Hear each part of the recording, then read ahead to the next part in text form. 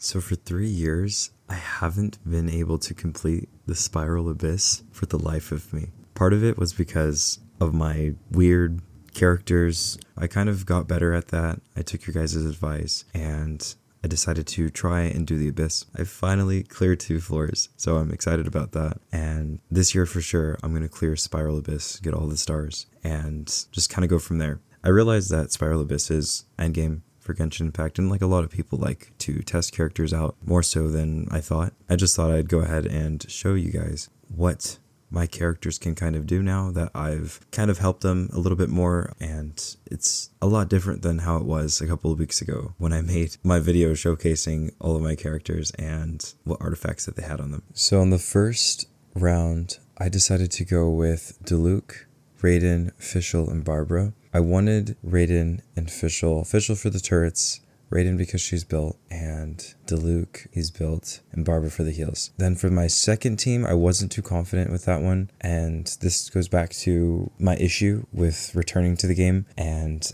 spreading out my resources to different characters that I saw fit at the time. So now that I've gotten better after a few weeks of grinding and just kind of focusing on just a few characters to build, that's kind of changed. So I ended up figuring that out a little later because the second half team did not do that great, but they actually did surprisingly better than I thought, especially Mona and Bennett, because their artifacts aren't really the greatest, honestly, and they aren't leveled up that much, especially Bennett's. But I made it work. I almost did it. So for the second half team, it was Keqing, Yulon, Mona, and Bennett, and I made it to floor 3, and then I died tragically. Everyone died, and then I was like, okay, well, let's just go back and let's do some weird Navia team, because my Navia, she's almost done. Her artifacts are pretty good.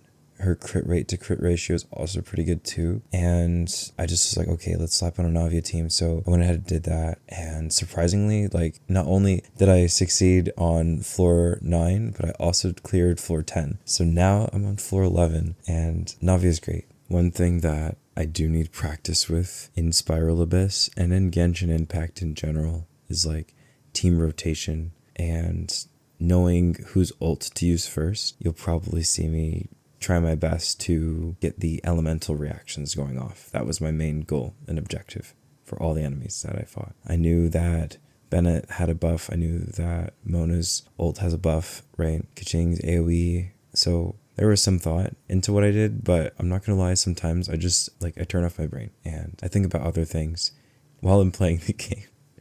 And when I do that, I get confused for a second. So maybe you'll see that in this gameplay or not. I'm not sure. If you do, you can point it out. I don't mind. I think it's funny. But I just thought I'd let you know, I guess, my goals that I'm going to try and work on to be a better Genshin Impact player. And I know this video is shorter, especially compared to my other video. I'm still trying new things out on this channel. So far, I'm still doing Genshin Impact videos. I have thought about doing other videos as well. It doesn't have to be all Genshin related, but if that's what you guys like, I like making videos for you guys.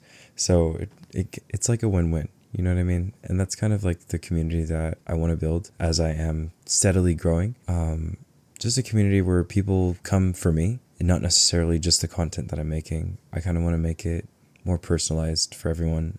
So I guess this is a good time to say, I can do a Q&A video. If you guys have any questions or if you're curious about anything, just let me know in the comments. I feel like I'm a very open person. Yeah. So anyway, hope you guys found something enjoyable in this video, and I will catch you on the next one.